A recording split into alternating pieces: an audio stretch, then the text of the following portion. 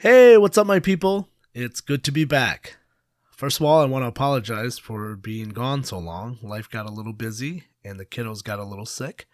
So I wasn't able to upload my stories as frequently as I would like. And I appreciate each and every one of you still supporting my channel, Hill Tribe Storyteller. And again, my name is Zhang and I'm a Hmong storyteller.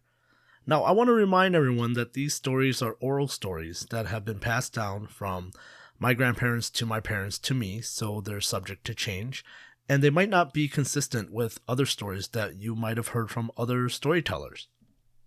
Like I've mentioned before, I am of Hmong descent. My people was dispersed throughout the world after the Vietnam War ended in 1975. So this next story is very special to me because it tells about the origin of the 18 clans of my Hmong people. Now keep in mind that this is a folklore, so there'll be magic and there'll be concepts that are hard to understand, but I hope you guys listen to the story with an open mind and that you'll enjoy the story as much as I enjoy telling it. A long, long time ago, the people of Earthrealm lived carelessly and selfishly. They did not love and respect each other or the world around them. They did not share the resources given to them by the heavens. Instead, they fought wars over it. All they did was take, and they never gave back. They eventually burned the land and bled the lakes and rivers dried. This caused sorrow and despair throughout the land. Sons lifted their fists to fight their fathers, and daughters rebelled against their mother, and Earthrealm spun into chaos. When the fires of their sins reached the Sky Realm, it angered the Sky King. The Sky King summoned a great flood upon the people of Earthrealm to cleanse their wicked ways. When the great flood came, it drowned everyone except for a pair of siblings. The siblings climbed into a giant yellow drum just as the flood washed over Earthrealm. There they floated in darkness inside of that drum for many days. The water kept rising and rising until it reached the Sky Realm. As the waves splashed around, it pushed the drum against the Sky Realm, making a rhythmic drumming sound.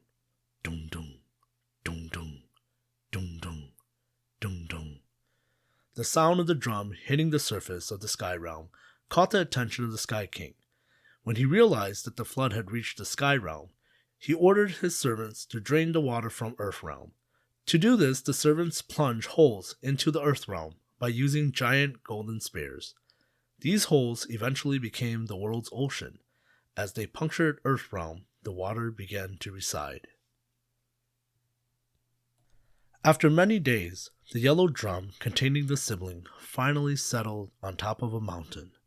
Dazed and confused, the siblings climbed out of the drum to find an empty, desolate world. Realizing that they were alone, the siblings wept for 3 days and 3 nights. After they have cried their heart's content, the brother and the sister gathered their wits and they built a home for themselves. They gathered bamboo and fastened it into a hut. They tilled the land and grew vegetables and fruits. They domesticated wild animals into livestock, and over the years their little hut grew into a farm. Even though they had everything they needed, they were still so lonely. They searched high and low, but they never came across another living person. One day, the brother approached the sister and asked her if she would be open to the idea of them getting married and repopulating Earthrealm. The brother expressed to the sister that if they didn't do so, they will be forever alone, and once they die, there will be no one left on Earthrealm. The sister acknowledged that she understood the brother's concern. However, they were siblings, and therefore rejected the brother's proposal. Day after day, the brother would ask the sister again and again, and she would reject him over and over. The sister would tell the brother that if 2 stones rolled from opposite sides of the mountains cannot come together on their own, then they'll never be husband and wife. One day, the brother asked the sister to test her theory. The brother suggested they roll 2 stones from opposite sides of the mountain. If the stones were able to come together on their own, then the sister shall agree to be his wife. If not, then he would drop the subject and would not ask her anymore. The sister thought about it and agreed. The next day, the brother and the sister each carried a stone to the top of the mountain. There they both stated to the heavens that if their stone, rolled from opposite side of the mountains, were able to come together at the bottom, then the sister will agree to marry her brother, and be his bride. However, if the stones are not together at the bottom, then they will forever be siblings. They then rolled their stones off the mountainside, opposite from each other. They returned home and went to sleep. That night, while the sister was fast asleep, the brothers snuck out and gathered their stones at the bottom of the mountain and rolled them next to each other. He then returned home and went back to sleep. The next day, the siblings woke up and they climbed down to the bottom of the mountains.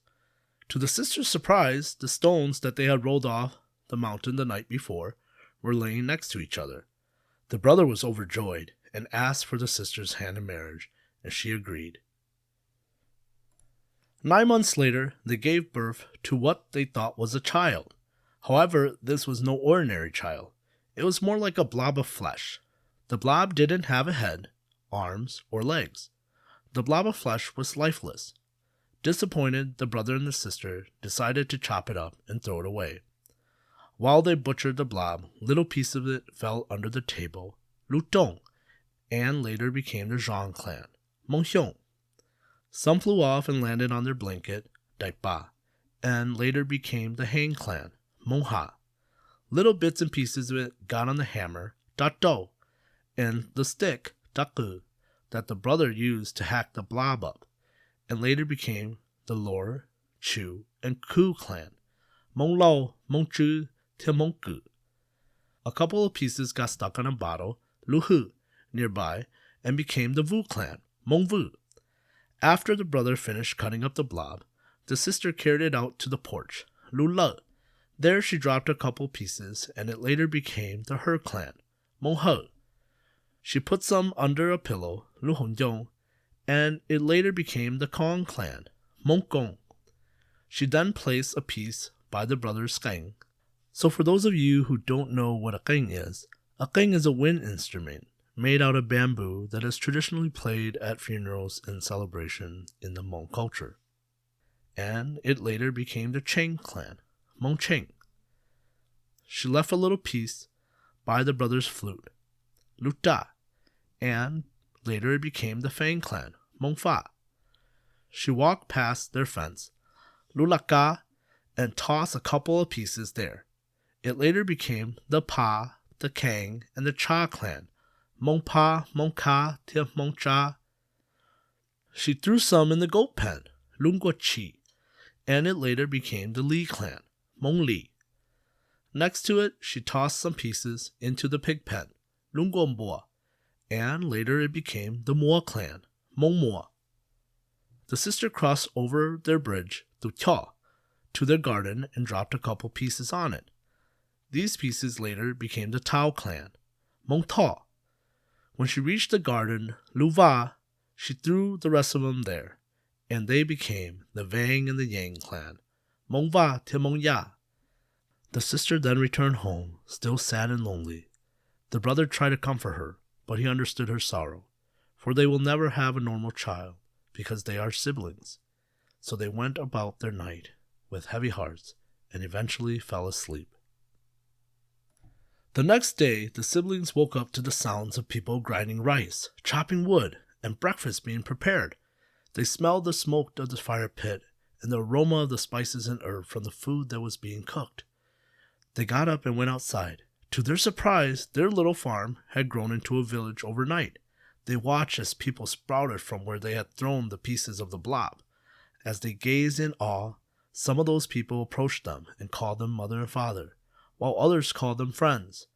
The villagers brought food and gifts for the brother and the sister, and thanked them for giving them life.